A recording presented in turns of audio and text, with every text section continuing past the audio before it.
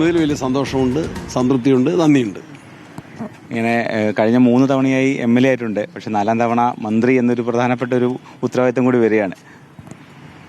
ഞങ്ങൾ ഇത് പ്രതീക്ഷിച്ചതൊന്നുമല്ല. അപ്പം എല്ലാം ദൈവം കൃത്യമായ സമയത്ത് ക്രമീകരിക്കുന്നു എന്നുള്ളതാണ് ഞങ്ങളുടെ പൂർണ്ണമായ വിശ്വാസം. എങ്ങനെയാണ് ഒരു മന്ത്രി എന്ന നിലക്ക് എങ്ങനെയായിരിക്കും, എന്തൊക്കെയാണ് ഒരു പ്രതീക്ഷകളൊക്കെ ഭർത്താവിന്?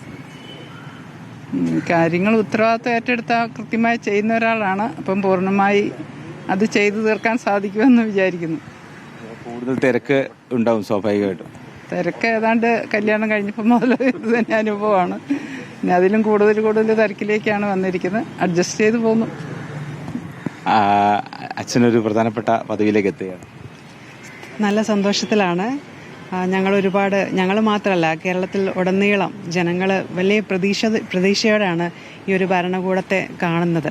അപ്പം VD സതീശൻ മുഖ്യമന്ത്രി സ്ഥാനത്തേക്ക് വരുന്നത് ആഗ്രഹിച്ച ഒരുപാട് ജനങ്ങളുണ്ട്. അപ്പോൾ ഈ ഭരണകൂടം നല്ലൊരു രീതിയിൽ മുൻപോട്ട് പോകണം എന്നാണ് എല്ലാ കേരളീയരോടൊപ്പം ഞങ്ങളും ആഗ്രഹിക്കുന്നത്. അതിനുവേണ്ടി പ്രാർത്ഥിക്കുകയും ചെയ്യുന്നു.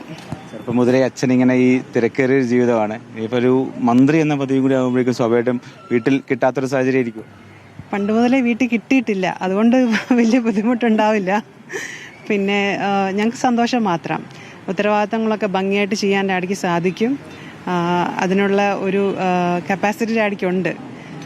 അതുകൊണ്ട് ഭംഗിയായി പോകുന്നു തന്നെ ഞങ്ങൾ ഉറച്ചു വിശ്വസിക്കുന്നു. മന്ത്രിയാകും എന്ന് പ്രതീക്ഷിച്ചിരുന്നു. ഡാഡിയുടെ ഇത്രയും വർഷത്തെ ഒരു പ്രവർത്തനങ്ങൾ കൊണ്ട് ഡാഡിയുടെ മന്ത്രിയായി കാണണമെന്ന് ആഗ്രഹിച്ചിരുന്നു.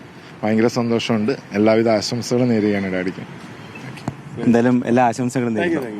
എന്തായാലും നിയുക്ത മന്ത്രി സണ്ണി ജോസഫാണ്. നിയുക്ത മന്ത്രി സണ്ണി ജോസഫും ഭാര്യയും മക്കളുമാണ് റിപ്പോർട്ടർ ടിവിയോട് പ്രത്യേകമായി പ്രതികരിച്ചത്. സണ്ണി ജോസഫ് ആത്മവിശ്വാസത്തിലാണ്, കുടുംബം വലിയ പ്രതീക്ഷയിലാണ്.